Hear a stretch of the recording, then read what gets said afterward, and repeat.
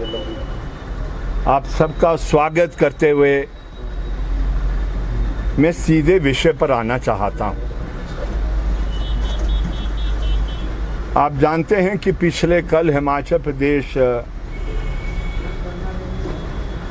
सरकार ने कैबिनेट की मीटिंग की और उस कैबिनेट मीटिंग के जो विषय भी रखे गए थे उन विषयों पर कोई सार्थक फैसला सरकार नहीं कर सकी। जितने भी कर्मचारी के मसले थे सिर्फ सरकार टालने की कोशिश कर रही है और ये उम्मीद और आशा की जाती थी सरकार से कि पिछले कल की कैबिनेट की मीटिंग में जो सबसे पीड़ा पैदा करने वाला प्रश्न हिमाचल प्रदेश में पिछले दिनों में उभर के सामने आया, उस पर सरकार से उम्मीद की जाती थी उस पर कुछ निर्णय ले। आप जानते हैं कि आज़ादी के बाद हिमाचल प्रदेश के निर्माण के बाद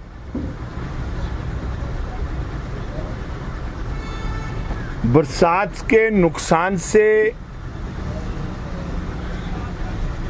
इतना बड़ा नुकसान हुआ नहीं जितना इस मॉनसून में हो गया है, इस बरसात में हो गया। मैं कह नहीं सकता हूं कि आज जो मृत्यु का आंकड़ा है कहां पहुंचा है, लेकिन मेरी जानकारी के मुताबिक पिछले कल तक ये नंबर 200 तक पहुंच गया था और जहां तक सड़कों का अवरुद्ध होने का प्रश्न है, अभी तो राष्ट्रीय उच्च मार्ग भी सारे क्लियर नहीं हुए हैं, साफ नहीं हुए हैं, यातायात के लिए खुले नहीं हैं। तो आप प्रदेश के जो राजमार्ग है, जो सड़कें हैं और जो देहात के अंदर जो मेन लाइफलाइन है जिसके तहत पूरा जो किसान का जीवन यापन चलता है, वो सारी की सारी समाप्त हो गई है, खत्म हो गई है, नामो निशान नहीं रहा है। ऐसे समय में मैं समझता हूं सरकार जनता से बिल्कुल अलग थलग हो गई है। कोई भी सरकार जो जनता से संपर्क रखने वाली होती तो मैं समझता कि इस विषय को गंभीरता से सरकार लेती। मेरे खुद के इलाके के अंदर ये सुबह से शाम तक एक ही चर्चा लोग करते रहते हैं, फोन करते हैं, घबराहट है, दर्द है, पीड़ा है कि मकान बचेगा कि नहीं बचेगा। ये तो सरकार है, मैं तो एक छोटा सा विधायक हूं उस विधानसभा में, लेकिन जब इतनी शिकायतें मेरे पास आ रही है तो निश्चित रूप से जो मुख्यमंत्री की हेल्पलाइन है, मुख्यमंत्री साहब स्वयं है, जो आपके चीफ सेक्रेटरी साहब हैं, अलग अलग मंत्री हैं, उनके पास निश्चित रूप से इस पीड़ा का प्रश्न आ रहा होगा। आप यकीन नहीं करेंगे, जो एक हफ्ते पहले तुड़ान हुआ, वो तुड़ान लोगों के गोदाम में नहीं पहुंच पाया। जो क्रेटें सड़कों पर तोड़ के रखी थी वहीं वो रह गई। सारी जो आपकी देहात की जिंदगी है वो एक किस्म से थम गई है, खड़ी हो गई है और सरकार बिल्कुल कुंभकर्ण की नींद सोई है। मुझे बड़े दुख से, भारी मन से ये व्याख्या करनी पड़ रही है, बात कहनी पड़ रही। सरकार जागती है नहीं जागती है मैं कह नहीं सकता हूं। पानी की लाइनें टूट गई है, कोई ठीक करने वाला नहीं है क्योंकि आपके पास उसके लिए स्टाफ नहीं है। आपकी बिजली अवरुद्ध हो गई है, तो कोई देखने वाला नहीं है, क्योंकि आज पूरे हिमाचल प्रदेश में जो बिजली के विभाग में है मात्र 12,000 कर्मचारी बच गया है, और अब कर्मचारी है नहीं है, आप वो आउटसोर्स करते नहीं है, और वो आउटसोर्स की नीति ही आपकी पूरी की पूरी इतनी पीड़ा पैदा करने वाली है कि वो कोई आउटसोर्स में भी नहीं क्या कहते जाना चाहता। ट्रांसफॉर्मर्स आउट ऑफ ऑर्डर हो गए हैं, आप उसको कर नहीं पा रहे हैं। अब वो पुराना जमाना नहीं रहा जहां पर आप सेब के तोड़ान के बाद आप गोदाम में सेब को पहुंचाते और हाथ से ग्रेडिंग होती है। सारा काम आज बिजली के आधार पर होता है, लेकिन आधे से ज्यादा ट्रांसफॉर्मर वो फेज के जाने से वो खड़े हो गए हैं इस तरीके की परिस्थिति। इसलिए ये प्रेस वार्ता की जा रही है। जो लोगों की पीड़ा है, सरकार उस पीड़ा को दूर करने का कदम उठाए, और हम सरकार से उम्मीद करते हैं कि अगर सरकार नहीं करेगी तो आंदोलन ही एक रास्ता है। और वो बार बार ये कहती रहती है कि इनको और कोई कार्य नहीं आता है आंदोलन करने से सिवाय। हम सरकार को बताना चाहते हैं, हमारा प्रदेश भी अगर पैदा हुआ तो आंदोलन करके पैदा हुआ, ये देश पैदा हुआ है तो ये भी आंदोलन करके हुआ है। और जो सुख सुविधा जिंदगी को बेहतर बनाने का कार्य जो लोगों का है, अगर सरकार और सरकार का तंत्र उसको नहीं देगा उन सुविधाओं को, तो लोगों के पास चारा के अलावा कोई आंदोलन करने के अलावा कोई चारा नहीं है, वो मजबूरी में करता है। इसलिए हम आज इस वार्ता के जरिए, जो आज शाम तक हम चीफ सेक्रेटरी महोदय को और हिमाचल प्रदेश के मुख्यमंत्री महोदय को, मुख्यमंत्री महोदय मिलते हैं नहीं मिलते हैं वो मैं कह नहीं सकता, लेकिन हम ये पूरी जो आज के विषय है उस पर हम 3-4 बातें कहना चाहते हैं। पहली बात कि जो आप ये डिजास्टर मैनेजमेंट के जरिए जो आपको लोगों को रिलीफ देना है, हम समझते हैं उसमें कोई भी कार्य नहीं हो रहा। इसमें कार्य क्या होना है?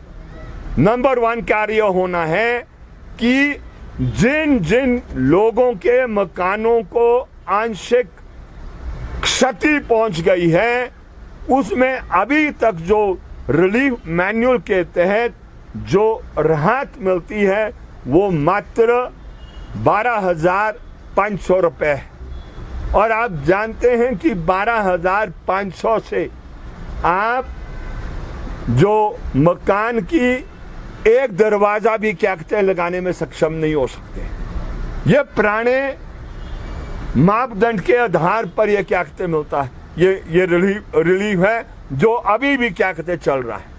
इसलिए हम सरकार से विनती करना चाहते हैं, ऑर्डिनेंस लाए, जो मर्जी करे, लेकिन जहां पर मकान को आंशिक क्षति पहुंच गई है, आप ख्याल करें कि मकान बनाना वो एक पुष्ट का काम नहीं होता है, वो कई पुष्टें लग जाती है मकान को खड़ा करने के लिए, और वो बड़ी मेहनत से हमारा किसान और देहात में रहने वाले लोग इस मकान का निर्माण करते हैं और उसमें लाखों लाख रुपया लग जाता है।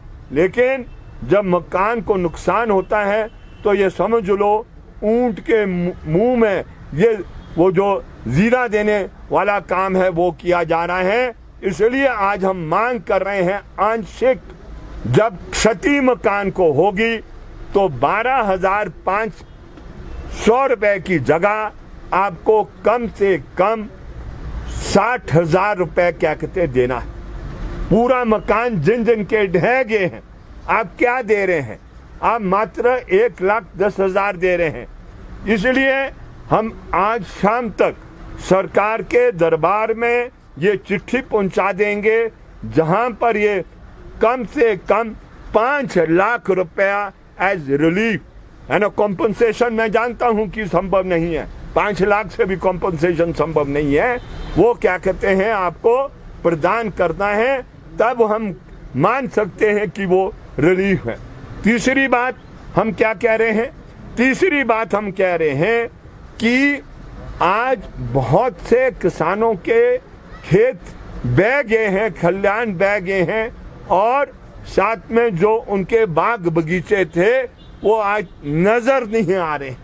वो बिल्कुल के बिल्कुल वो इतनी भारी वर्षा हुई है, जिस तरीके से आपका बादल फटने के बाद नुकसान होता है उस तरीके से ये हुआ है। लेकिन आपके जो मापदंड है उसमें रिलीफ देने के, वो 1 हेक्टर आप समझ ले 12 ये बीघा, वो 11 पॉइंट कुछ बीघा होता है, उसमें आप मात्र 500 रुपए क्या कहते हैं मदद है। क्या मदद है ये? इसलिए उसमें हम ये क्या, हमारा क्या तर्क है सरकार से कि उस मापदंड को भी बदले, और जो आपकी स्टैंडिंग क्रॉप है, जो आपका सेब लगा है या कोई और फसल आपकी लगी है, आपका जो भी फसल जमीन में लगी है, मटर है, टमाटर है, आपका क्या कहते हैं ये दूसरे अन्य फल है, उसकी वैल्यूएशन की जाए, और 50% जो है, अगर वो 10,000 के टमाटर है या वो 1 लाख का सेब है तो 50,000 या 5,000 वो आधा, उसके आधा वो क्या कहते हैं वो दिया जाए। ये दूसरी बात हम कह रहे हैं कि इस तरीके से आपको वो करना है। तीसरी बात है कि वो जो सारी की सारी देहात की सड़कें अवरुद्ध हो गई है, उसको मेहरबानी कर कर ये सरकार इसका बीड़ा उठाए। आज कोई भी गति इसमें नहीं हो रही है, ना ब्लॉक कर पा रही है, पंचायतें बेचारी क्या करेगी, उनके पास धनराशि नहीं है। तो इन सड़कों को भी खोलने का जो कार्य है वो सरकार की तरफ से क्या कहते हैं होना चाहिए, और ये ब्लॉक के जरिए इन सड़कों को खोला जाए। अगर नहीं आप खोलेंगे तो सारी की सारी फसल जो किसान की है पेड़ पर रह जाएगी, गोदाम में रह जाएगी, जो तोड़ के तोड़ान कर कर उसने सड़क में पहुंचाई है वो वहीं तक सीमित रह जाएगी। तो ये 3 बातें हम आपसे साझा करना चाहते हैं, और साथ साथ में जो ये आपका वायरस ये जो फैला है ये जानवरों में, उसके लिए भी जगह जगह से रिपोर्ट आई है कि भाई ये अब ऊपरी शिमला में भी ये चले गया। पहले ये शिमला के इर्द गिर्द इलाकों में था, लेकिन पिछले दिनों में रिपोर्ट आई है कि लंपी वायरस ये आगे तक पहुंच गया है। वैक्सीन का भी प्रबंध जो मेरी जानकारी है पिछले दिनों में भी हुआ है, वैक्सीन अब नीचे धीरे धीरे पहुंच रही है, इसके लिए भी सरकार तैयार नहीं है। तो ये बात हम आज शाम तक हिमाचल प्रदेश की सरकार को पहुंचाएंगे, और अगर 1 हफ्ते के अंदर ये हालात को सुधारने का कार्य नहीं किया गया तो 1 हफ्ते के बाद लोगों के पास कोई चारा बचेगा नहीं वो अपनी आवाज को बुलंद करने के लिए, और सोई भी सरकार को जगाने के लिए ये यही चारा बचता है। ये बातें आज हम आपसे साझा करना चाह रहे थे। बहुत बहुत धन्यवाद आपका कि आप आए और हमारी बात को आपने रिकॉर्ड किया।